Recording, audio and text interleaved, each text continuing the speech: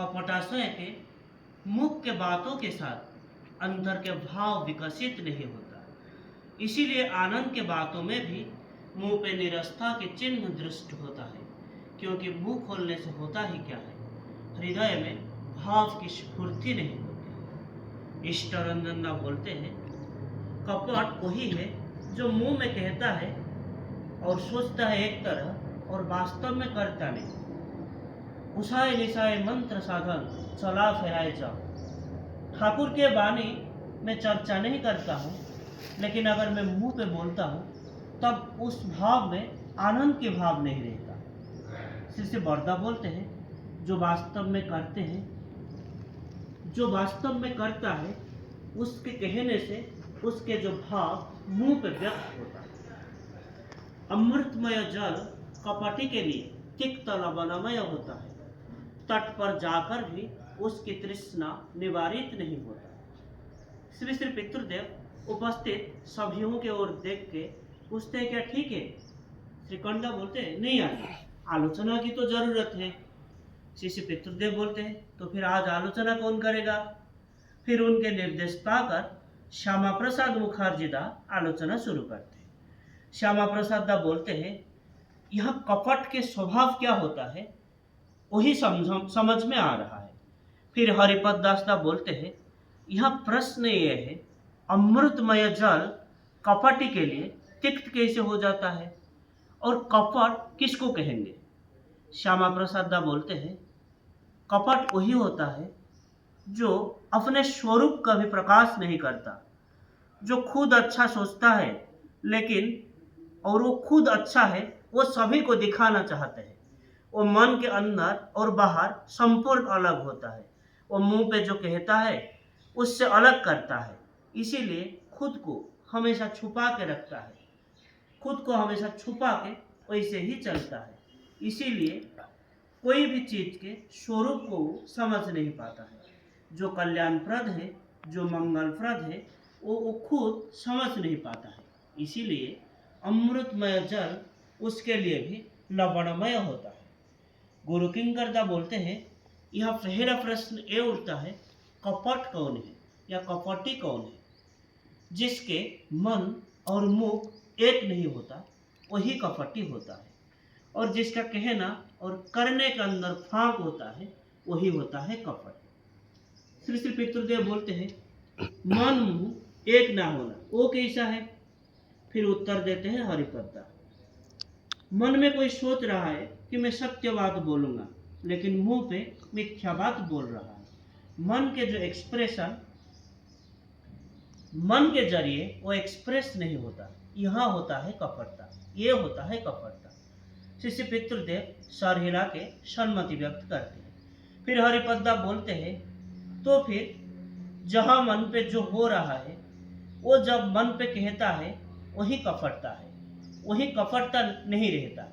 मन के अंदर जो भाव हो रहा है वही बात कोई जब मुंह पे बोलता है तो वहाँ कपटता नहीं रहता। शिष्य पितृदेव बोलते हैं, हाँ। और ये कपटता कैसा है? जैसे ये सोचो, कैसे करके हम लोगों को इष्टवृत्ति करना होगा, कैसे करके कहाँ भेजना होगा, वो सब ठाकुर हम लोगों को बोल के गए हैं।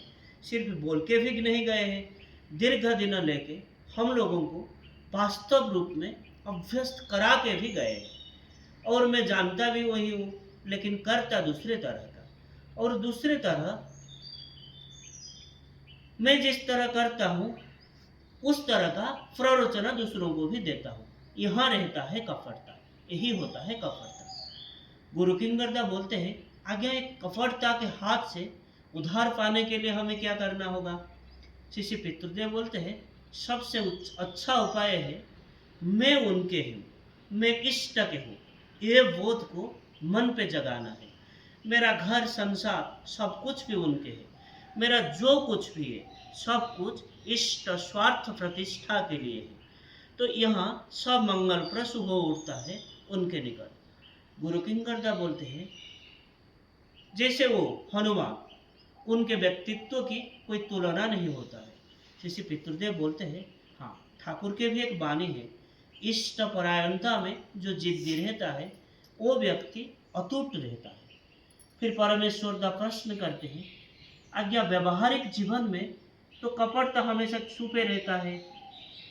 शायद नित्यानंद मंडल दा को मैं दोनों आंख से देख नहीं पाता हूँ, उनकी निंदा ही करता हूँ, लेकिन नित्यानंद दा के सन्मुख मैं प्रकाश नहीं करता हूँ, उनके सन्मुख मैं जाकर प्रशंसा करता हूँ।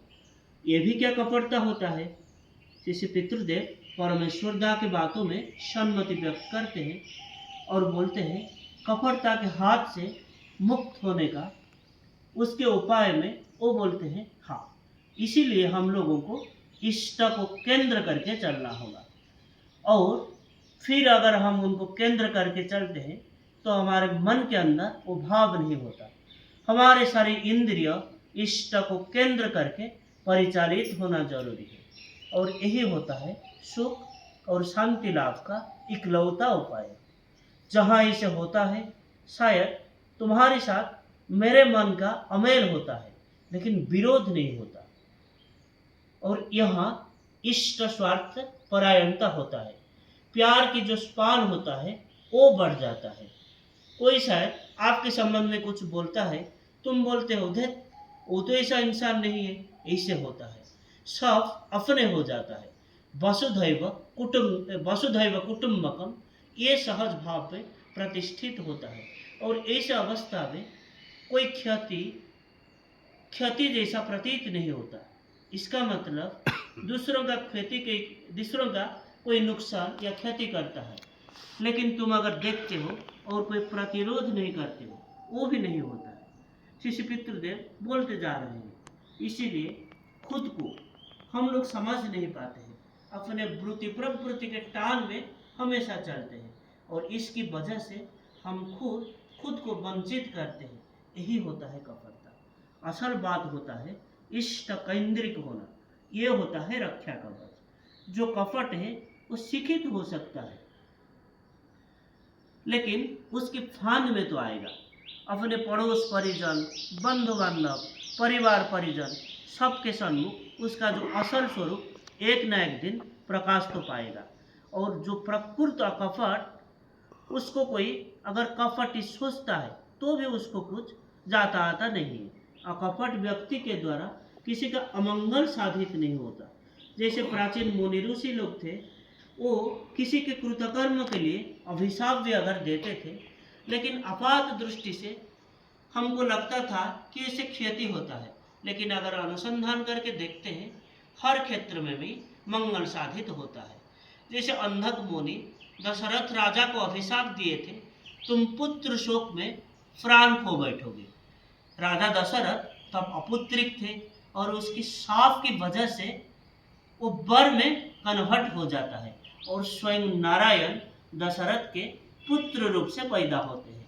इस तरह जो मुनि ऋषि होते हैं, उनके अभिशाप में भी शुभ फल मिलता है। ये घटना इष्ट प्रसंग से 4 दिसंबर 75 से लिया गया। आज के लिए इतना ही। वंदे पुरुषोत्तम। वंदे पुरुषोत्तम। जय।